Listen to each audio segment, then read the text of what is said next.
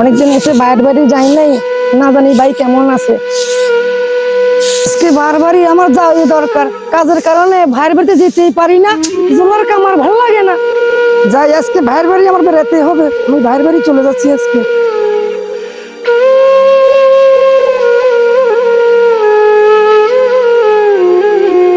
আজকে বহুদিন পর মনে হয় আমার বোনটা আসবো আমার বাড়ি। মনটা কেমন আনচান আনচান করে, ঘর বাড়ির যে অবস্থা, যাই একটু পরিষ্কার করি। না, ঘর বাড়ির এত ময়লা, কি অবস্থা! বোনটা আমার দেখলে কি বলবো আসলে, বাড়ি ঘরের যা অবস্থা।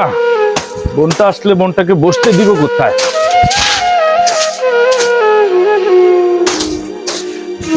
প্রচুর ধুলা ময়লা।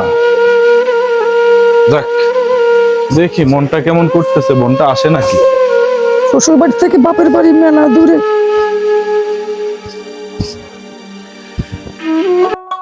আসসালামু আলাইকুম ভাইজান। ওয়ালাইকুম সালাম। আরে বোন, তুই কখন আইলি? কেমন আছিস তুই? আলহামদুলিল্লাহ ভাইজান, ভালো আছি। তুমি কেমন আছো ভাইজান? আমিও ভালো আছি। আয় আয় বোন, এত গরমের মধ্যে এত কষ্ট করে আসছো, আয় আয় তাড়াতাড়ি ঘরে আয়। আয় বস। কেমনে এত কষ্ট করে আসলি এই গরমের মধ্যে? তো বস, আমি তোর জন্য শরবত নিয়ে আসি। শরবত তো খাওয়াই দিই ভাই, শরবত খাওয়া খাওয়া আজকে 10 বছর বাপের সম্পদ থেকে তুমি আমাকে দূরে রাখছো, বুঝতে পারছি ভাই।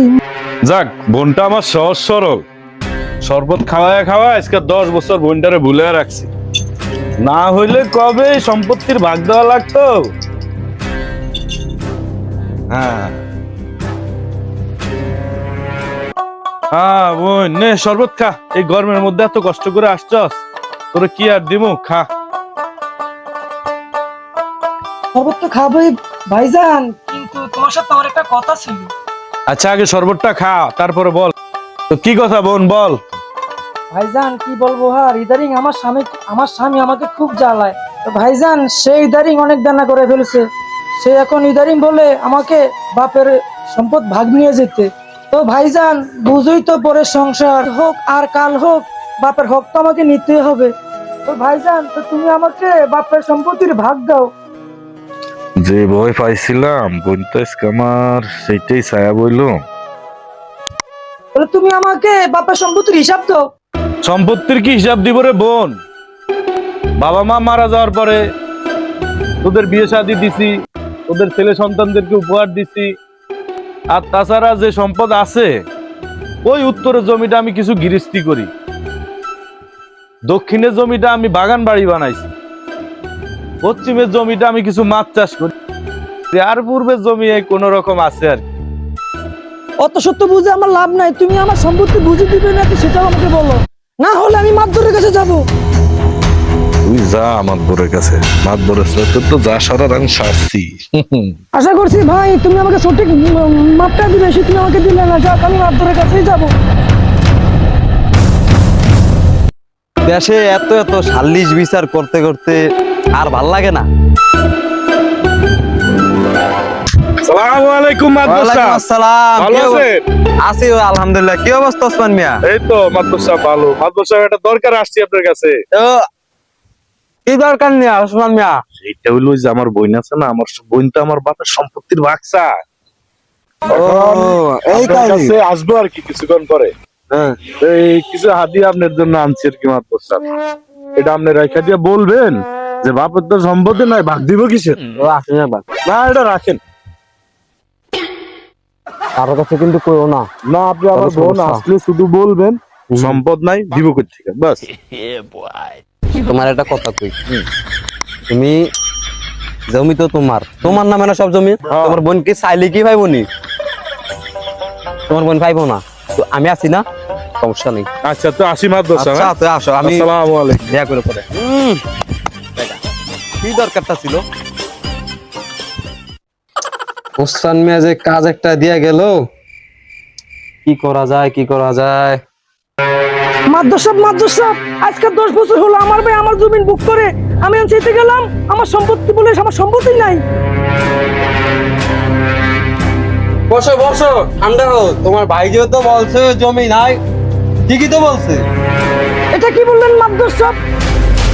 আমরা ভাই দুই ভাই বোন, ছোটবেলা থেকে আপনি দেখছেন আমরা মানুষ হয়েছি, আপনি এই কথা বলতে পারলেন? আমার সম্পদ নাই বলে তাহলে আমার ভাইয়ের সাথে মিশে আছেন, নিশ্চয়ই আপনি আমার ভাইয়ের সাথে মিশে আছেন। আমি আপনাদের দুজনের বিরুদ্ধে থানায় নালিশ দিব, এটা আপনি মনে রাখেন। আসসালামু আলাইকুম দারোগা সাহেব। ওয়ালাইকুম আসসালাম। কি হয়েছে তোমার? আজকে 10 বছর হয়েছে আমার ভাই আমার জমি বুঝিয়ে দেয় না। এই সমস্যা কতদিন যাবত? আজকে 10 বছর যাবত। 10 বছর যাবত। আচ্ছা, দেখতেছি। তোমার ভাইয়ের নাম কি? আমার ভাইয়ের নাম হলো ওসমান মিয়া।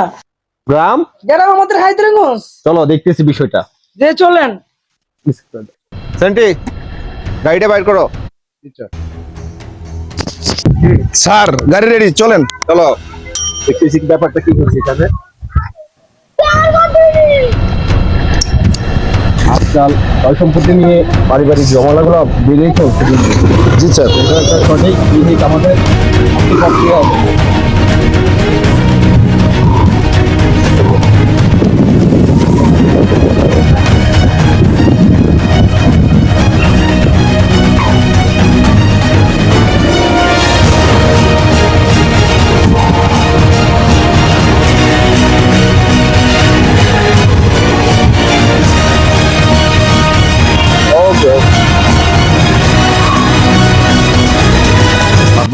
আপনি ঠিক কাজে করছেন, না হলে আমার বোনকে তো আজকে সম্পত্তি দেওয়া লাগতো।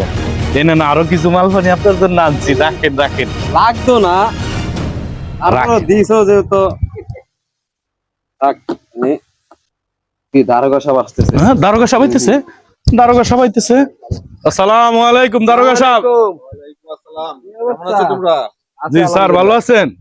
বসেন বসেন স্যার, বসেন। বসেন, আপনি বসেন, একটু বসেন। বসো। আপনার বোন কেন? কি মাদ্রাস সাহেব, তোমার এলাকায় এইসব কি শুনতেছি? ওসমান মিয়া, আপনার কি হয়েছে? আপনার বোনের সম্পত্তি নিয়ে এগুলা কি শুনতেছি আপনার? আর মাদ্রাস সাহেব, আপনি এখানে আসেন, তাই ব্যাপারটা কি হয়েছে একটু বুঝাই বলেন আমারে। স্যার, ব্যাপার তো তেমন কিছু হয় নাই, ভাই বোনের ব্যাপার তো বুঝেনি। জি। একটু সামান্য কিছু নিয়ে একটু তর্ক বিতর্ক চলতেছে। আমি তো লাকির কাছ থেকে অনেক ব্যাপারটা শুনে আসছি। আমি তোমার কাছ থেকে মাদ্রাস সাহেব এই আশাটা করি নাই, যেহেতু এটা তাদের পারিবারিক সম্পত্তি, এটা তার হক, এটা সে পাও না। তাকে এই বিষয়টা তুমি থাকতে আমার আশার প্রয়োজন মনে করি নাই। তারপরও এই ঘটনা যেহেতু হয়েছে আজকে, এটা আমি সঠিক একটা মীমাংসা করে যাবো এখানে। ওসমান মিয়া, তুমি বসো। লাকি, কি হয়েছে তোমার ব্যাপারটা একটু খুলে বলো আমাদেরকে। দারোগা সাহেব, আজকে থেকে তো 10 বছর আমার বিয়ে হয়েছে। আমার ভাই আমাকে বিভিন্ন ধরনের কথা দিয়ে আজকে ভাই আমার সম্পদ দেয় না। দারোগা সাহেব, আমি গিয়েছিলাম মাতাপুরের কাছে, মাতাপুর আমাকে কি বুঝে না বুঝে গেছে, আমি কিছুই বুঝি না, তাই আমি আপনার কাছে গেছি এবং কি আমার বাবার আপনি আমার ভাইয়ের বিরুদ্ধে আপনার কাছে বিচার দিয়েছি। আমার সম্পদটা আপনি যেমনি হোক আমার ভাইকে আপনি উদ্ধার করে দেন দারোগা সাহেব।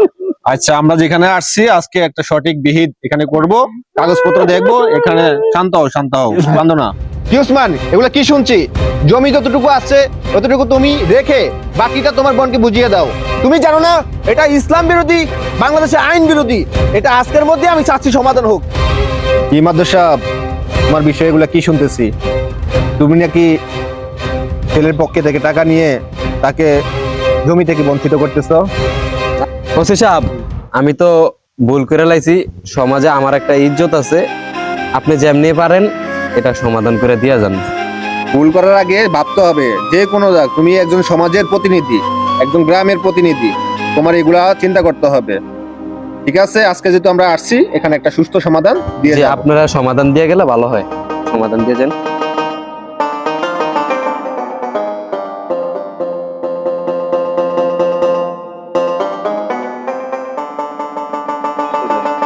ওসমান মিয়া, ওসি হিসাব যেভাবে গরম, বনটা আমি বাদ দিয়া বোন যতটুকু পানা আছে তোমার বোনেরও বুঝাই দিয়া, আর ওসি হিসাব যেমনে কয় এমনি হুন্না যাও জেল হাজত না খাটতে চাইলে। আচ্ছা মাত্র। তো ওসমান মিয়া, কাগজপত্র দেখে যতটুকু বুঝতে পারলাম, এখানে তো তোমার বোনের এক অংশ সম্পত্তি এখনো পানা রয়েছে। এই এক অংশ সম্পত্তি তুমি আজকের মতোই, আজকের জন্যই এখানেই এটা একটা সুষ্ঠু সমাধান দিয়ে দিবে, দ্বিতীয়বার যেন আমাদের এখানে না আসা হয়। তো মাদ্রাস সাহেব, এখানে যে একাংশ সম্পত্তি লাকি পানা আছে, এটা আজকেই তুমি একজন আইনজীবীর মাধ্যমে এটা সুষ্ঠু সমাধান দিয়ে দিবা। ঠিক আছে ওসি সাহেব। ওসমান মিয়া, তোমার কিছু বলার থাকলে ওসি সাহেবকে এখনই বলে দাও। তো ওসি সাহেব, আমি আমার বোনের হক মেরে খেয়ে যে অন্যায় করছি, যে জুলুম করছি, এটা আমি আর করব না। এটা আমার নিহাত অন্যায় হয়েছে। আজকে মরে গেলে কালকে 2 দিন এই সম্পদ কে খাবে? আমি আমার বোনের প্রতি বড় অন্যায় করছি, অনেক জুলুম করছি। আমার মতো এমনটা যাতে কেউ না করে। ও না, আর তোর সম্পদ আমি আজকে বুঝাই দেবো। ও না, আজ ওসমান মিয়া, তুমি তোমার ভুল বোঝার জন্য তোমাকে ধন্যবাদ জানাচ্ছি। আর এখন দেখো তুমি আর তোমার বোনকে কত সুন্দর দেখাচ্ছে। আর এই সামান্য সম্পত্তি আজকে মরলে কালকে 2 দিন, এই সম্পত্তি তোমাদের সম্পর্ক থেকে কত দূরে নিয়ে গেছে। তো এভাবে প্রতিনিয়ত আমাদের সমাজে ভাই বোনের সম্পর্কগুলা শুধুমাত্র সম্পত্তির জন্য নষ্ট হয়ে যাচ্ছে। আমরা আপনাদের কাছে একটি মেসেজ দিতে যাচ্ছি, এই সামান্য সম্পত্তি নিয়ে কখনোই রক্ত সম্পর্ককে দূরত্ব করবেন না। সবাই ভালো থাকবেন, সুস্থ থাকবেন, এই প্রত্যাশায় আজকের মেসেজটি যদি ভালো লাগে থাকে তাহলে আপনাদের বন্ধুদের কাছে শেয়ার করে দিবেন। আল্লাহ হাফেজ।